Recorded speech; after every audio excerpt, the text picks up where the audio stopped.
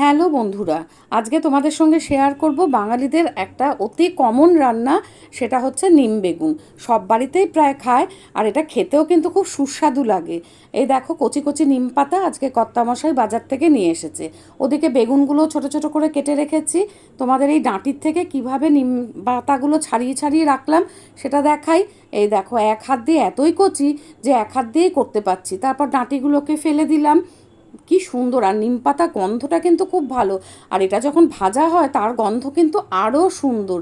নিম পাতা খাওয়াও ভালো, আর মানে মুখে খুব স্বাদ আনে। তা আমি ভাবলাম আজকে যখন করছি সেটা তোমাদের সঙ্গে শেয়ার করি। এই দেখো, সব পাতাগুলোই ছাড়িয়ে ছাড়িয়ে নিলাম। কড়াইয়ে সর্ষের তেল দিলাম অল্প করে। নিম পাতাগুলো ধুয়ে পুরো জল ঝরিয়ে রেখেছি। অল্প অল্প গায়ে যেটুকুন জল আছে এটাকে আগে ভেজে নেব। একদম কচি নিম পাতা।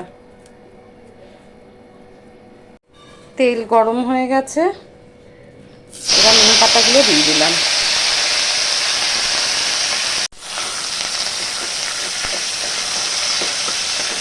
এবার এটা ভালো করে ভেজে নিই। এদিকে বেগুনটা ধুয়ে নিয়েছি, ধুয়ে জলটা ঝরিয়ে নিচ্ছি। এদিকে ভাজা প্রায় হয়ে এসেছে।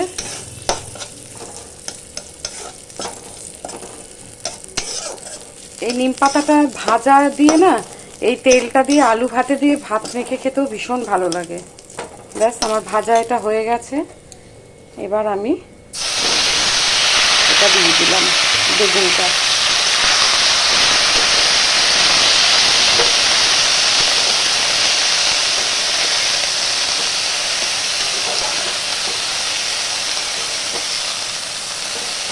এই নিম বেগুনটা আমরা ভীষণ ভালো খাই।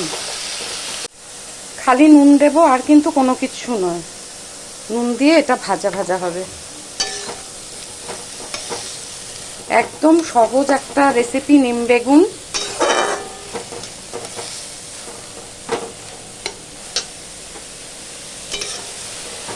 আর এই নিম বেগুনটা ভাত দিয়ে প্রথম পাতে খেতে হয়, মানে একদম প্রথমেই খাওয়ার পর, মানে জল, নিম বেগুন দিয়ে ভাত খাওয়ার পরে জল খেলে মুখটা না খুব ভালো লাগে।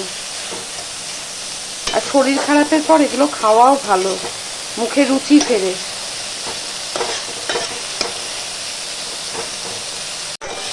যা সুন্দর গন্ধ বেরোয় না নিম পাতা ভাজাটার, তার সাথে বেগুন দিলে একটা খুব সুন্দর গন্ধ আসে। এই নিম পাতা কিন্তু অ্যান্টিসেপটিকেরও কাজ করে, ওই জন্য শরীরের পক্ষে খাওয়া খুবই ভালো। প্রায় হয়ে এসেছে, আর একটু ভাজা ভাজা করে নামিয়ে নেব। ব্যাস, হয়ে গেল আমার নিম বেগুন।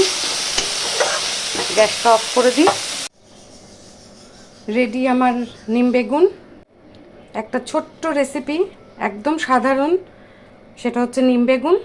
আমার পুরো রান্না কমপ্লিট।